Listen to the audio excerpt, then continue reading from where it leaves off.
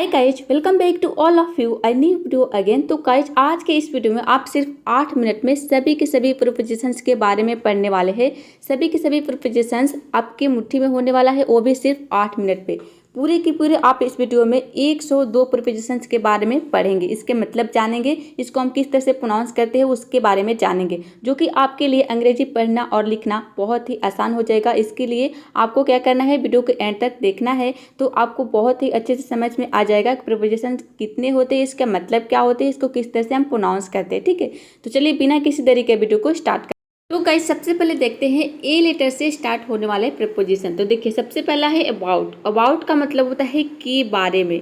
Next है above. Above मतलब होता है ऊपर। अक्रॉस यानी कि के पार। आफ्टर मीन्स होता है के बाद। अगेंस्ट यानी कि के खिलाफ। अमंग मतलब होता है के बीच में। नेक्स्ट है अराउंड। अराउंड मतलब होता है चारों ओर। एच यानी कि जैसा। एट मतलब होता है पर। बिफोर का मतलब होता है से पहले। बिहाइंड मीन्स होता है के पीछे।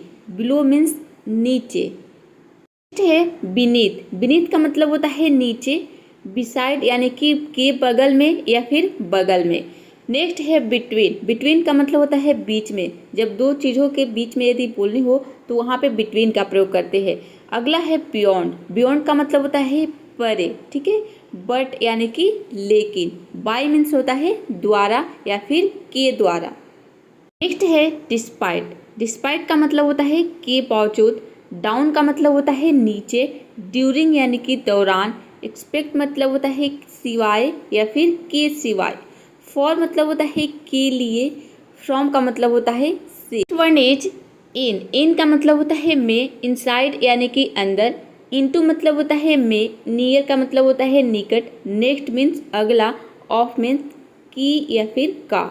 अब देखिए, यहाँ पे आप देख रहे हैं कि इन का मतलब भी है में, इनटू का मतलब भी है में। तो कब हमें इन का प्रयोग करना होता है और कब हमें इनटू का प्रयोग करना होता है, तो इसके बारे में आपको आने वाले वीडियो में बताया जाएगा। इसमें मैं आपको जितने सारे प्रपोजिशन होते हैं उन सभी के मतलब यानी कि उसका हिंदी में मतलब क्या होता है उसके बारे में बता रही हूँ। यदि आप बेसिक से सीख रहे हैं, जीरो से इंग्लिश सीख रहे हैं, आपको इंग्लिश में कुछ भी नहीं आता, तो आपको इतना ही समझना है कि इसके मतलब क्या होते हैं। आप बहुत ज़्यादा डिटेल में जाएंगे तो आप कंफ्यूज हो जाएंगे, यानी कि आपको ऐसा लगेगा कि इंग्लिश सीखना बहुत ही कठिन है। जब आप बेसिक जान लोगे तो आपको एडवांस लेवल में यानी कि जाने में आपको ज़्यादा प्रॉब्लम नहीं होगा। पहले आपको बेसिक पता होना चाहिए, ठीक है, तभी जाके आप एडवांस लेवल समझ पाएंगे।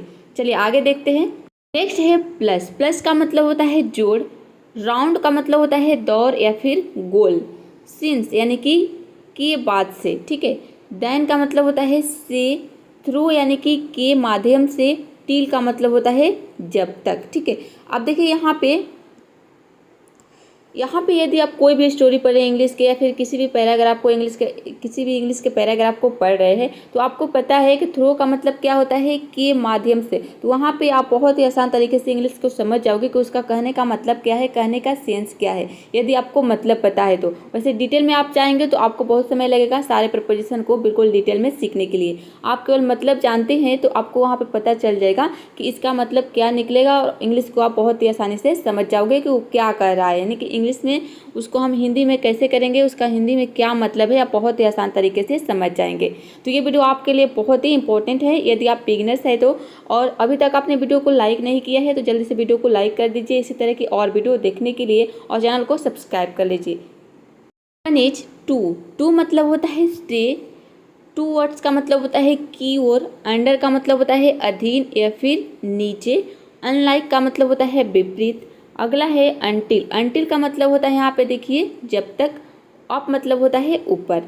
है विया। इसको हम प्रोनाउंस करते हैं विया। इसका मतलब होता है के माध्यम से या फिर के जरिए। ठीक है, के माध्यम से या फिर के जरिए। नेक्स्ट है विद। विद का मतलब होता है साथ। With in. इसका मतलब होता है अंदर। विदाउट मीन्स के बिना या फिर बिना।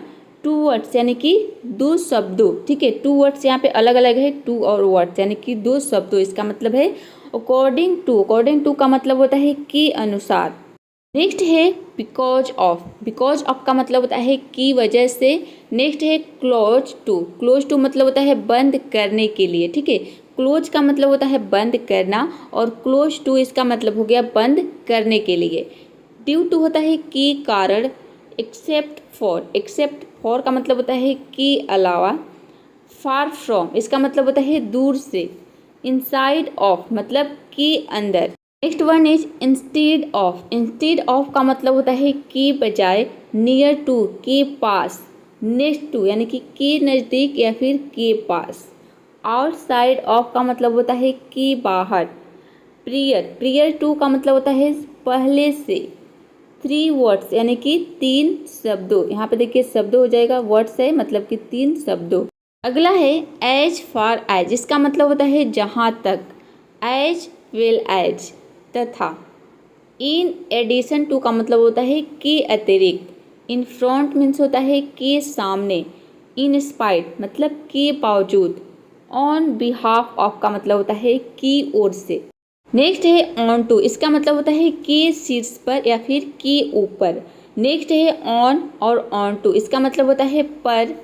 ऑन मतलब होता है के ऊपर, ऑफ का मतलब होता है से, अलगाव को दर्शाता है। ठीक है, ये जो ऑफ है ये अलगाव को दर्शाता है, यानी कि कोई चीज़, एक चीज़ दूसरी चीज़ से जब अलग हो जाती है तो वहाँ पे हम ऑफ का प्रयोग करते हैं। जैसे कि पेड़ से पत्ते गिर रहे हैं, ठीक है, तो पत्ते जो है पेड़ से अलग हो रहे हैं, यानी कि गिर गए मतलब कि पेड़ से अलग हो गए, तो यहाँ पे हम क्या यूज करेंगे, से के लिए ऑफ का यूज करेंगे। ठीक है, तो कहीं पे भी अगर अलगाव को दर्शाता है, यानी कि कोई चीज़, एक चीज़ दूसरी चीज़ से अलग हो रही है, तो वहाँ पे हम ऑफ का प्रयोग करते हैं।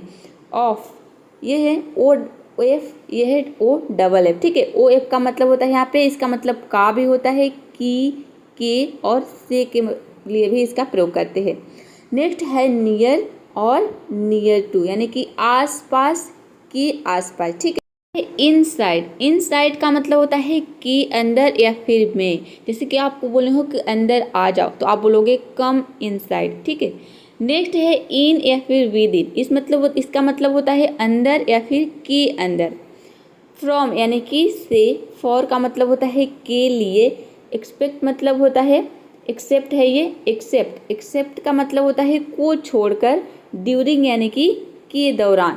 है बाई, बाई का मतलब यहाँ पर देखिए इसका 3 मतलब होता है, इसको हम 3 तरीके से यूज करते हैं। इसका तो एक मतलब हो गया से, दूसरा इसका मतलब होता है के द्वारा, और तीसरा इसका मतलब होता है तक।